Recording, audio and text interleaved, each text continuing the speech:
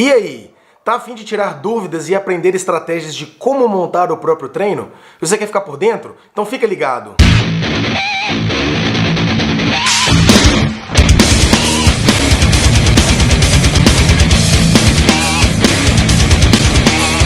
Fala galera, se você ainda não me conhece, meu nome é Ian Hernandes, estamos para mais um vídeo do canal Frita Bacon.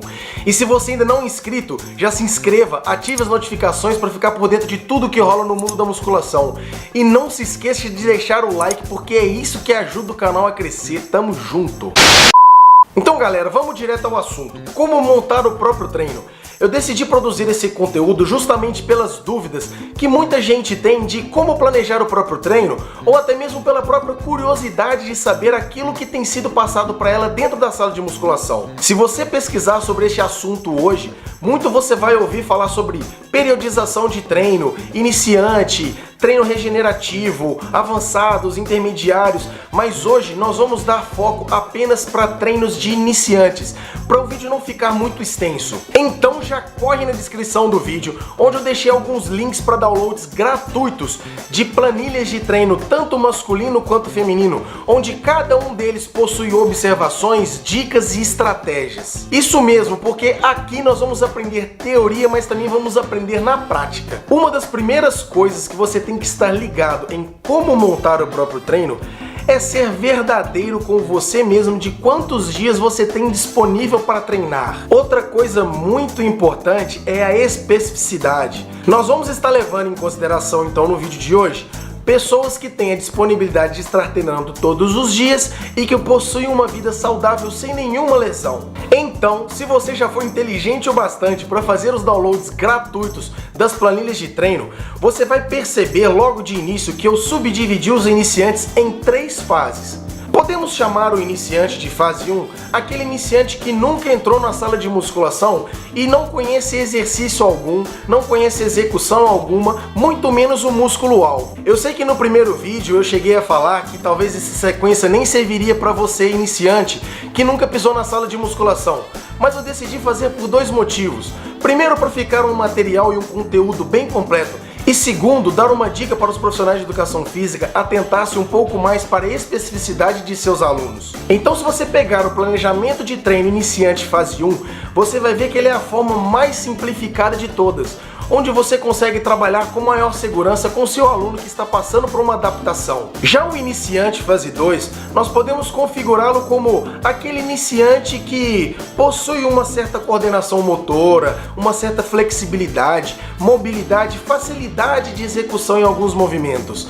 Então, se você comparar o treinamento de iniciante fase 2 com fase 1, você pode reparar que existem alguns movimentos um pouco mais complexos e específicos do que o iniciante fase 1. Já o iniciante fase 3, nós podemos dizer assim que ele está saindo do grupo dos iniciantes e está com um pezinho no grupo dos intermediários. Mas este mesmo iniciante fase 3 é aquele camarada, é aquela mulher que treina por 4, 5 meses, mas acontece algum imprevisto e ela para por 2 ou 3 e depois ela malha de novo e depois ela volta, ou seja, ela não consegue dar uma continuidade de anos de treinamento. Como o nosso corpo possui memória muscular, não há necessidade nenhuma desse iniciante fase 3 voltar lá no início no processo de adaptação. Agora, comparando os planejamentos de treino fase 1, 2 e 3, nós podemos ver uma grande evolução na quantidade de séries, de repetições ou até mesmo complexidade de alguns exercícios.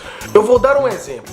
Para que eu vou prescrever para um aluno iniciante fase 1 ou fase 2 um exercício para o peitoral como o crossover que demanda maior complexidade, mobilidade e coordenação motora, sendo que eu posso fazer uso de um aparelho, que no caso traria maior conforto e principalmente segurança para o meu aluno? Então, digamos que no grupo dos iniciantes, a nossa maior preocupação é a fase de adaptação, é a fase de aprendizado, é a fase de aprendermos realmente quais são os grupos-alvos, como executar os exercícios da maneira correta, para sim nós alcançarmos nossos objetivos e não queimarmos etapa. E como dito no primeiro vídeo, existem inúmeras variáveis de como montar o próprio treino. Nas planilhas gratuitas que eu deixei na descrição do vídeo, estão apenas algumas dicas e estratégias de como montar o próprio treino. Eu vou dar um outro exemplo para divisão de treinos femininos. Muitas mulheres gostam de subdividir os treinos entre membros inferiores e membros superiores. Como nós sabemos, infelizmente, muitas mulheres não gostam de treinar membro superior.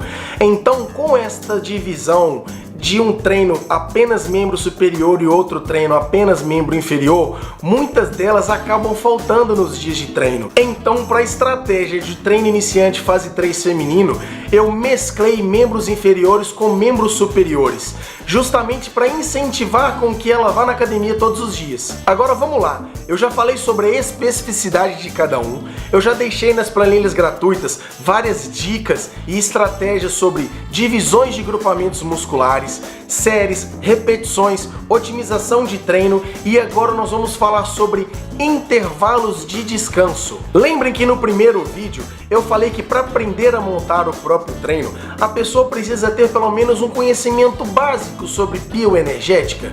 Então, se você ainda não assistiu, eu vou deixar o card passando e eu aconselho que você assista para não te restar mais dúvidas. No geralzão e bem superficialmente falando, digamos que eu consigo pegar o mesmo treino e apenas por modificar o tempo de descanso, ele vai me trazer uma outra ênfase ou um outro benefício. Lembrem aí que quando eu falei sobre bioenergética, eu disse que nosso corpo usa 3 vias como fonte de energia. Digamos que nós vamos usar uma média de 50 segundos a 1 minuto de intervalo entre as séries.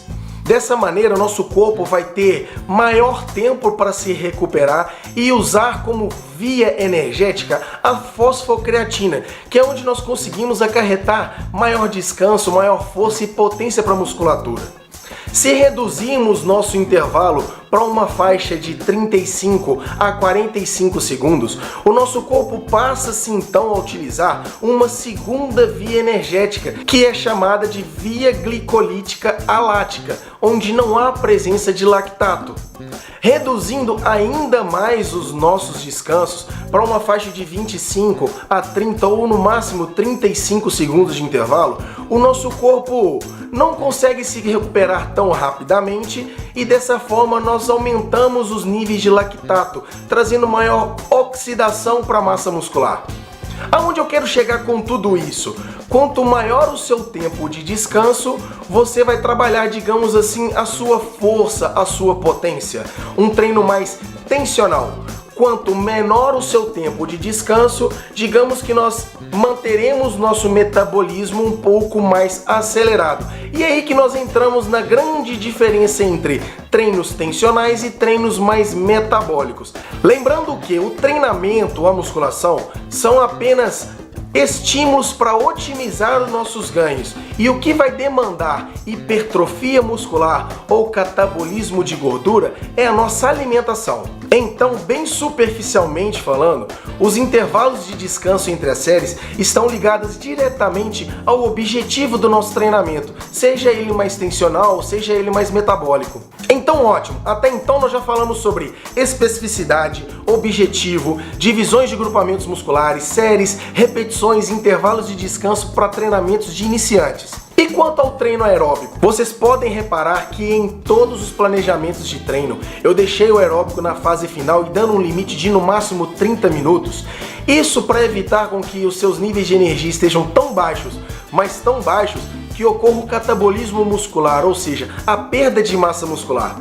E se você ainda tem alguma dúvida sobre horários de fazer o seu aeróbico, eu vou deixar mais um card passando aqui em cima, onde eu vou te dar 3 motivos para executar o seu aeróbico sempre no pós-treino. Então é isso aí, galera. Eu espero que vocês tenham gostado do vídeo, que ele tenha conseguido abrir a mente de vocês para como montar o próprio treino e também para entender aquilo que lhe tem sido passado dentro da sala de musculação. Se vocês gostaram das dicas, das estratégias, das planilhas gratuitas que eu deixei na descrição, compartilha com os amigos, manda pra todo mundo aí, não se esqueça de deixar o like.